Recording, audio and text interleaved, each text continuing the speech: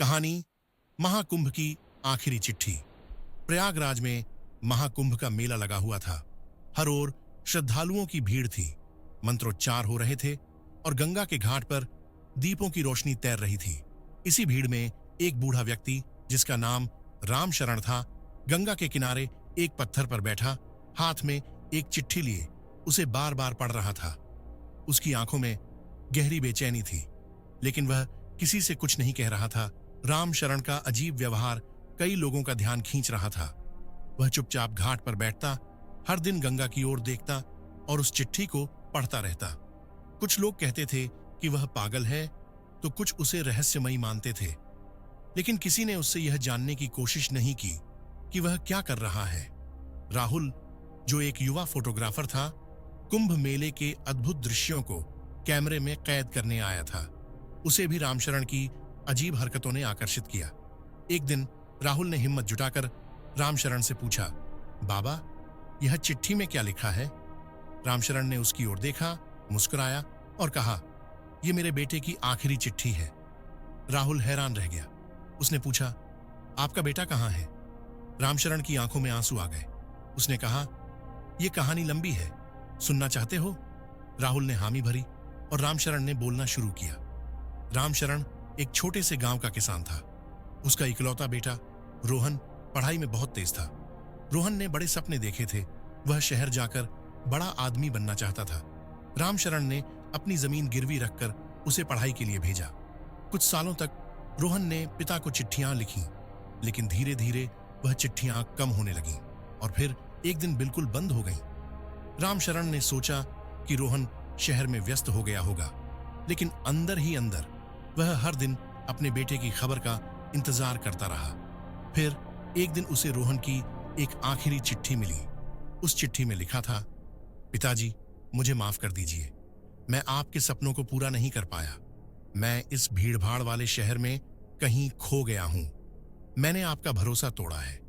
अब मैं इस लायक नहीं कि आपके पास लौट सकूं। यह चिट्ठी पढ़ने के बाद रामशरण का दिल टूट गया, लेकिन उसने हार नहीं मानी। उसने ठान लिया कि वह अपने बेटे को ढूंढ कर लाएगा। रामशरण को किसी ने बताया था कि महाकुंभ में हर आत्मा अपने अपने कर्मों का हिसाब देने आती है। उसने सोचा कि अगर उसका बेटा अब तक जिंदा है तो वह कुंभ में जरूर आएगा। पिछले 12 सालों से रामशरण हर कुंभ में आता था और भीड़ में अपने बेटे को ढूंढता था। राहुल ने पूछा, क्या आपको लगता है कि वह इस बार आएगा?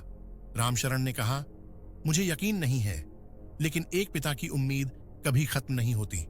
राहुल ने रामशरण की कहानी को अपने कैमरे में रिकॉर्ड करना शुरू कर दिया। उसने सोशल मीडिया पर रामशरण और उसकी चिट्ठी की तस्वीरें डाल दी।